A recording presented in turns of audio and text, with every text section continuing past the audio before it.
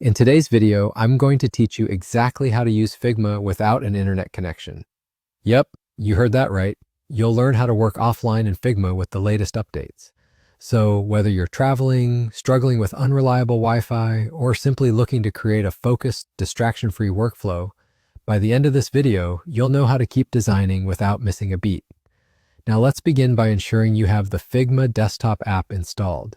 This is crucial because offline mode doesn't work if you're using the browser version of Figma.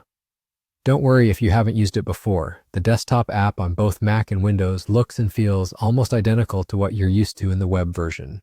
If you haven't downloaded it yet, take a moment to do so. Once you have the app up and running, you're one step closer to seamless offline designing. Before heading offline, there's some preparation involved, much like packing before a trip. You'll want to open any design files you think you'll need ahead of time while you're still connected to the internet.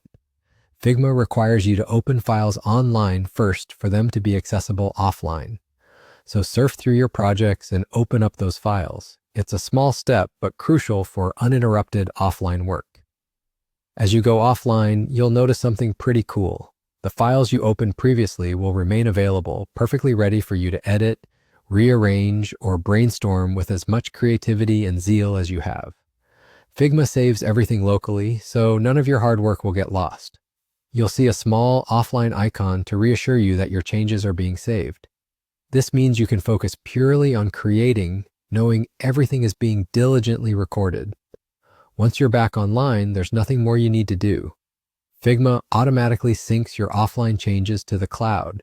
Just be patient if you've made a lot of edits, as it might take a little moment to catch up. Relax and watch as all your hard work uploads smoothly without the need for any manual intervention. There are a few things to keep in mind, though. While offline, creating brand new files isn't possible.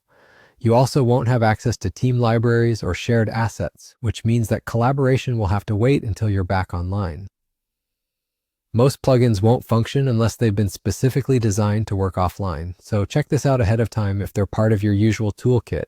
Finally, version history and checkpoints will only become available once you reconnect. And there you have it. By following these steps, you can confidently keep designing in Figma, even when you're away from an internet connection.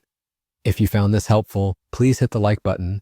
Share your own offline Figma tips in the comments below, and don't forget to subscribe for more design tutorials and workflow hacks. Thanks for watching, and until next time, happy designing.